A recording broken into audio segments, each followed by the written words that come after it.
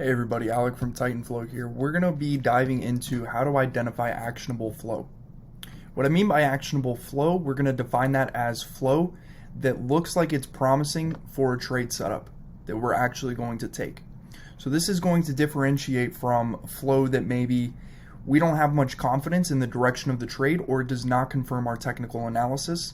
This would just be regular flow that it's still important in the grand scheme of things to understand what the institutions are up to, but with actionable flow, there are key characteristics to the specific orders that are going to give us a little confidence in a potential trade setup.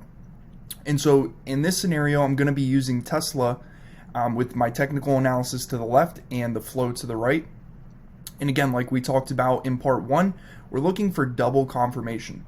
And what that means is myself as a trader, I have my technical analysis that I rely on and I believe in.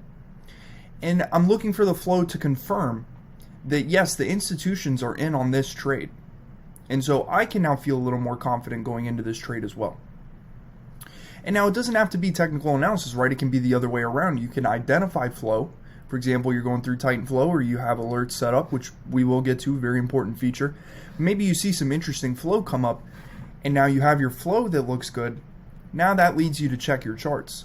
So it doesn't have to be, chart looks good, let me check the flow. The flow can actually lead you to check the chart, which is actually what happened here for me. I saw the flow come in, I checked my chart confirmed the flow. I have double confirmation. Now I feel comfortable taking a trade in Tesla. So now when we talk about actionable flow, there's going to be several key characteristics that you want to identify on the specific orders. Now, first and foremost, if you're seeing these little red emojis next to an order, that means we in the app have identified this as an aggressive order. Now, again, when we're talking about aggression, we're talking about the institutions showing a little bit of greed, a little bit of urgency to get into the order. And this is going to be especially important for day traders or short-term swing traders, because what aggression does is it identifies potentially short-term volatility.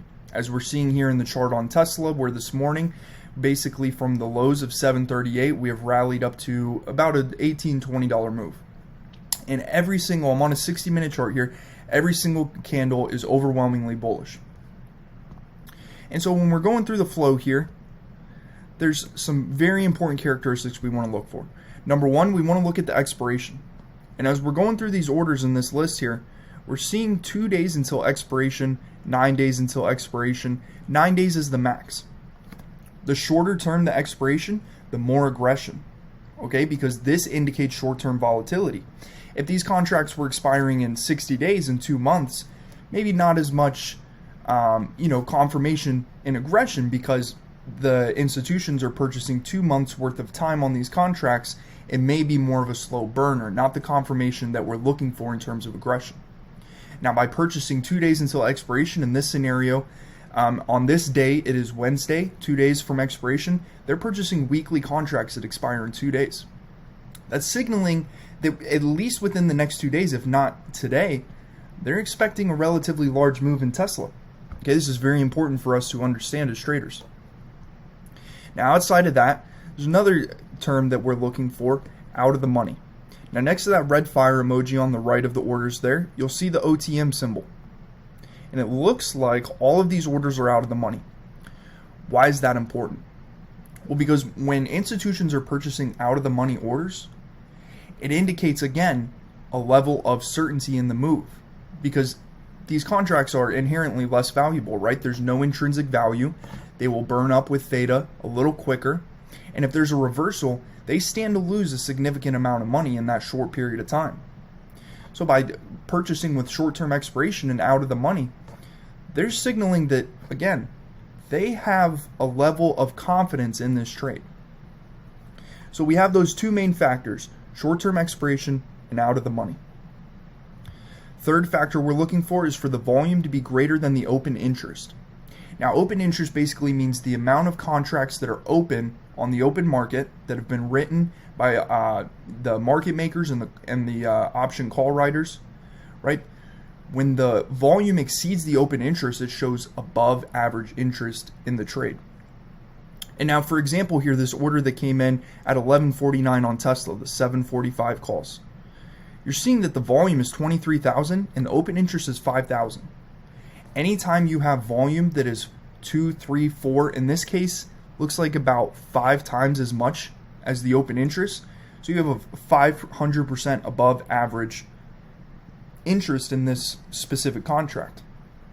That again is just another tool that is indicating to us a certain level of aggression.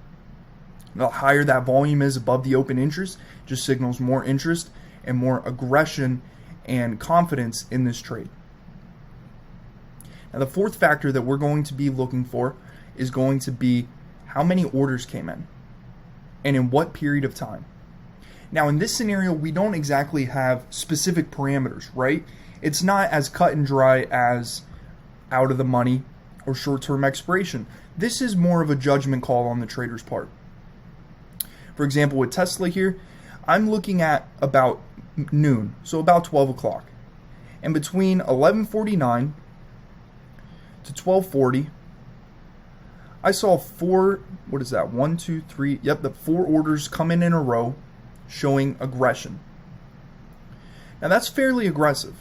That's not crazy. There are times you'll see 8 or 10 orders come in a row on Tesla. But it's enough to give me confidence. And why is this important? Well, because imagine if during that period of time we only saw 1 or 2 orders come in. What it could be is one institution that is interested in the trade, or maybe it's a hedge. But when you see 4, 5, 6, 7, 8 orders coming in a row, that's showing repeat buying. That's showing a repeated level of interest.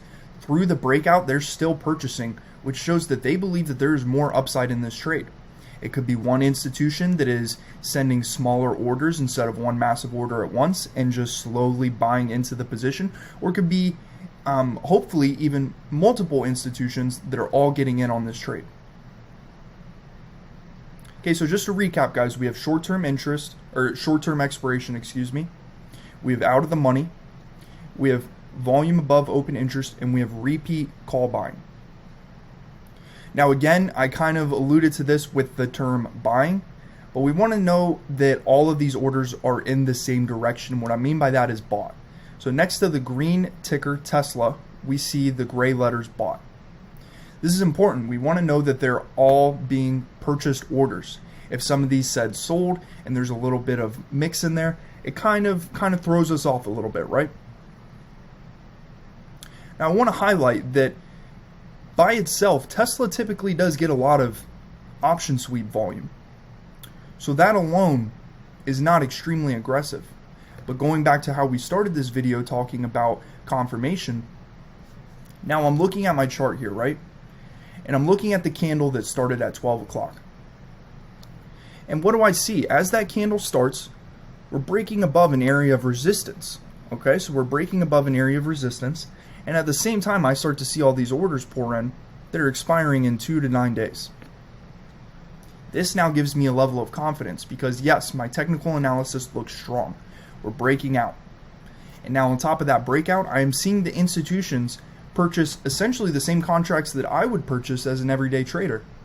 Okay, if I was looking to day trade Tesla on a breakout above this level of resistance, I would be purchasing contracts that expire either this week, because the lower the expiration date, the cheaper the contract, which means I stand to gain more on a short-term volatile spike. I also stand to lose more, so I need a level of confidence in this trade, which the institutions have shown me that they have.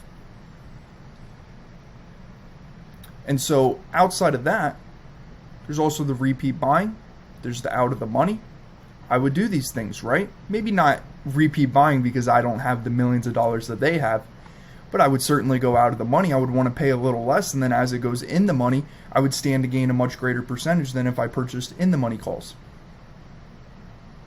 And so with all these factors aligning, we now have confirmation.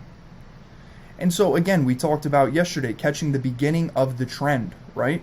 And maybe in this scenario, it would be a little bit closer to the beginning of the middle of the trend, right? I didn't buy down here. I waited for it to confirm above my my resistance point. But I also waited for the institutions to confirm for me, right? Now, there was a little bit of interest at the beginning of this trend in the first hour candle this morning. Yes, you saw at 1020, at 1030, you saw a little bit of interest. But again, 145K, 121K, that's just 2 orders.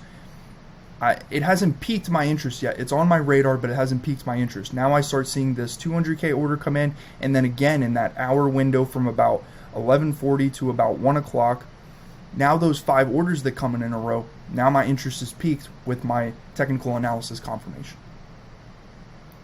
So again, before we wrap this video up, I just want to summarize that when we're looking for actionable flow to confirm our technical analysis, we're looking for the characteristics of out of the money, with short-term expiration, with repeat buying or selling. If we were looking at contracts that were sold, that's okay. We just need to make sure there's multiple orders coming in that confirm that trend. And we want to look for the volume exceeding the open interest, and again, the more it exceeds the open interest, the greater. And that goes for all of these characteristics, right? The shorter the expiration, more aggression. The further out of the money it is, more aggression. Okay, so these orders are about $10 to $20 out of the money. If these orders were $100 out of the money, that is a much, much greater level of aggression than $10 to $20 out of the money. Just a hypothetical scenario. And so now with all of these factors aligned, we have a certain level of confidence that maybe let's get into this trade at the beginning of the breakout instead of waiting for a little bit more confirmation. All right, guys, once you feel good with this and let all this sink in, head on over to part 3 of this series and let's dive a little bit deeper into the app.